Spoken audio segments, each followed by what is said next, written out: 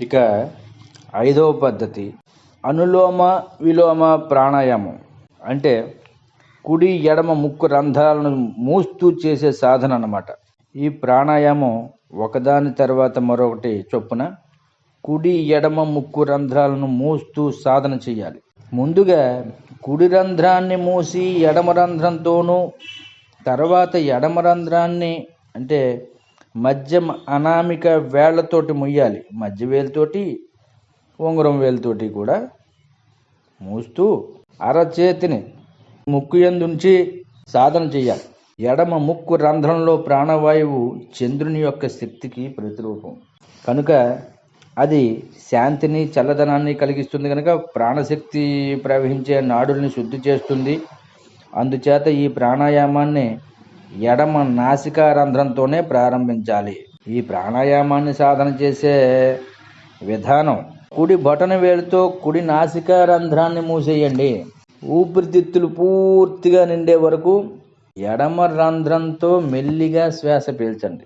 తర్వాత ఎడమ రంధ్రాన్ని చిన్న వేలితో మూసివేయండి.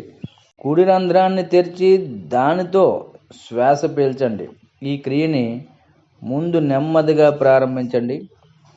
సాధనతో పాటు వేగాన్ని పెంచండి.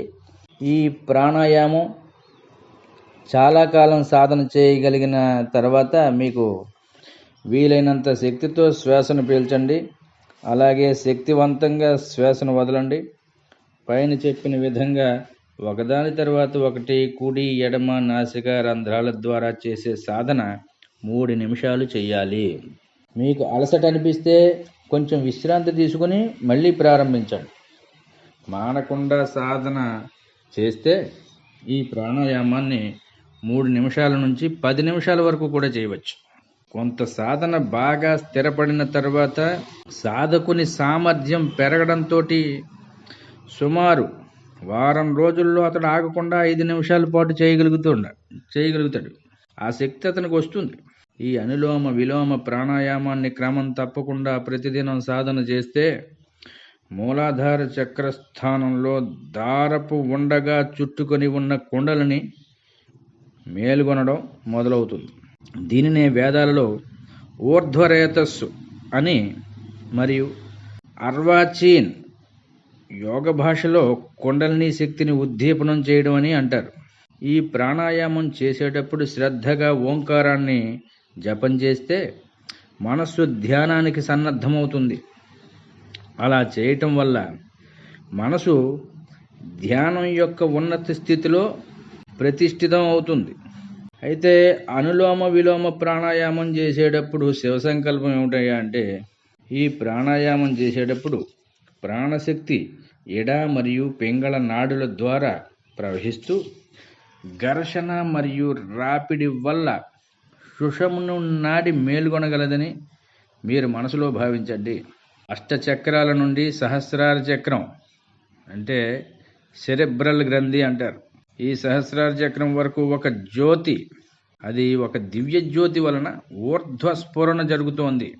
నా దేహమంతా దివ్య జ్యోతి వలన దేదీప్యమానం అవుతోంది. శరీరం బయట మరియు లోపల దివ్య ఆలోకనం, జ్యోతి మరియు శక్తి యొక్క ధ్యానం చేస్తూ ఓం ఖం బ్రహ్మ సాక్షాత్కారాన్ని పొందండి. ఓం ఖం బ్రహ్మ అంటూ మనం జపిస్తూ ఆయన యొక్క సాక్షాత్కారాన్ని పొందవచ్చు. అయితే విశ్వం యొక్క సృష్టికర్త అయినటువంటి ఆ పరమేశ్వరుడు తన దివ్య శక్తి దివ్య జ్ఞానాల్లో మిమ్మల్ని మమేకం చేస్తున్నాడని భావించండి. శక్తిపాత దీక్ష వలన స్వయంగా దీక్షను పొందడం శక్తి కోసం గురుమంత్రం ప్రేరణ ఇస్తూ ఉంటుంది. వాస్తవానికి ఓంకార మంత్ర జపం ద్వారా శక్తిపాతం అంటే శక్తిని నింపడం అన్నమాట. యోగ క్రియలో అత్యున్నత స్థితిని చేరుకుంటూ ఉంటాడు. ఈ విధంగా అనులోమ విలోమ ప్రాణాయామం నుండి విశేషించి శారీరక మానసిక మరియు ఆధ్యాత్మిక లాభం కలుగుతూ ఉంటుంది. మూలాధార చక్రం నుండి దివ్యశక్తి లేచి ఊర్ధ్వముఖంగా పయనించడం ప్రారంభించి చైతన్య స్ఫూర్తితో పైకి శివస్థానమైన సహస్రార చక్రం చేరుకుంటుంది. అదే కుండలిని శక్తి మేల్కొనడం అంటే. శాస్త్ర పరిభాషలో శరీరం అంతా వ్యాప్తి అయ్యే దివ్యకాంతి అనేది ఏదైతే ఉంటుందో అది అదే, ఇంకా వేరేది ఏది లేదు అక్కడ. అయితే దీన్ని 2 రకాలుగా చేస్తూ ఉంటారు కాబట్టి అనులోమ విలోమ ప్రాణాయామం చేసే సమయం గురించి చెప్పుకుందాం. ఈ ప్రాణాయామం ఒకదాని తర్వాత మరొకటి చొప్పున కుడి ఎడమ ముక్కు రంధ్రాలను మూస్తూ సాధన చేయాలి.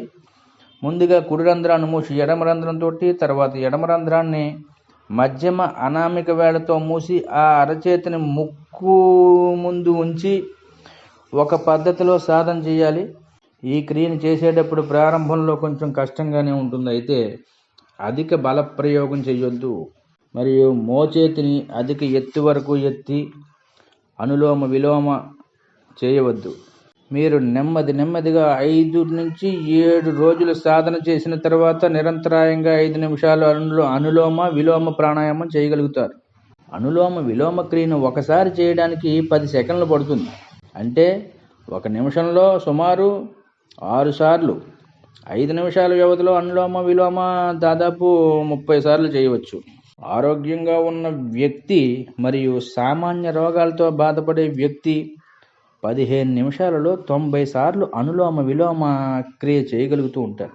క్యాన్సరు, తెల్లమచ్చ, psoriasis, muscular dystrophy, SLE, infertility, HIV అంటే ఎయిడ్స్ మరియు మూత్రపిండ వ్యాధులు వంటి అసాధ్యకరమైనటువంటి రోగాలతో బాధపడే వ్యక్తి అనులోమ విలోమ క్రియను 30 నిమిషాల వరకు చేయాలి. క్రమం తప్పక అభ్యాసం చేస్తూ ఉంటే అనులోమ విలోమ ప్రాణాయామాన్ని నిరాటంకంగా 15 నిమిషాలు లేదా అరగంట వరకు కూడా చేయగలుగుతారు. ఈ అనులోమ విలోమ ప్రాణాయామం యొక్క ప్రయోజనాలు ఏమిటంటే, క్రమం తప్పకుండా ఈ ప్రాణాయామాన్ని సాధన చేయటం వల్ల మన శరీరం అంతటికీ ప్రాణశక్తిని సరఫరా చేస్తున్న అన్ని నాడులు అంటే 72,10,210 నాడులు పరిశుద్ధం అవుతాయి. అదేమిటండి ఇన్ని నాడులు ఉన్నాయా అనిపించవచ్చు. తద్వారా శరీరం ఆరోగ్యవంతం, శక్తివంతం, కాంతివంతం అవుతూ ఉంటుంది ఇలా చేయడం వల్ల. వాతదోషం వల్ల ఏర్పడే కీళ్ళ నొప్పులు, థైరాయిడ్ వ్యాధులు, ఇతర నొప్పులు, మూత్ర జననేంద్రియ సంబంధమైన అన్ని వ్యాధులు నయమైపోతాయి. అంతేకాకుండా ఈ ప్రాణాయామం నిరంతర సాధన వలన జలుబు వంటివి, శుక్లాలు వంటివి అనే రోగాలు కూడా తగ్గిపోతాయి. దీర్ఘ వ్యాధులు కూడా నయమవుతాయి. వాత పిత్త కఫాలకు సంబంధించిన అన్ని దోషాలు కూడా సర్దుకుని సరైన స్థితిలో అన్ని అవయవాలు ఆరోగ్యవంతంగా పనిచేస్తాయి. గుండెకు సంబంధించిన రక్తనాళాలు మూసుకుపోవడం తొలగి అవి పరిశుభ్రమై శరీరంలో రక్త ప్రసరణ నిరాటంకంగా సాగుతూ ఉంటుంది. శరీరంలో అధికంగా పేర్కొన్న కొవ్వు కరిగి రక్తనాళాలు పూర్తిగా తెరుచుకుని గుండెకు రక్త ప్రసరణ నిరంతరాయంగా సాగుతుంది. జీవితంలో వ్యతిరేక భావాలు తొలగి శ్వాస స్థిరపడుతూ ఉంటుంది. ఈ ప్రాణాయామం ఉత్సాహాన్ని, ఆసక్తిని, ధైర్యాన్ని పెంచుతుంది. సూక్ష్మంగా చెప్పాలంటే ఈ ప్రాణాయామం శరీరాన్ని, మనస్సుని, ఆలోచనలని మరియు సంస్కారాన్ని పరిశుభ్రం చేసి దేహంలోని సమస్త రోగాలను నివారిస్తూ ఉంటుంది. అలాగే మనస్సు పరిశుద్ధం కావడం వల్ల ఓంకార ధ్యానంలో మునిగిపోతూ ఉంటారు. ఈ ప్రాణాయామం రోజుకు 250 నుండి 500 సార్లు సాధన చేస్తే మూలాధార చక్రంలో అధోముఖంగా ఉండే కుండలిని శక్తి ఊర్ధ్వ దిశగా తిరుగుతుంది. తద్వారా కుండలిని శక్తి చైతన్యవంతం అయ్యే ప్రక్రియ ప్రారంభం కావడం జరుగుతుంది. ఇక్కడ మరింత వర్ణ మరియు జాగ్రత్తల కోసం అనుభవజ్ఞులైనటువంటి వారిని సంప్రదించినా కూడా మంచిదే. ఇక ఇంతటితో సమాప్తం. తర్వాత 6వ పద్ధతి గురించి తర్వాత చెప్పుకుందాం. స్వస్తి.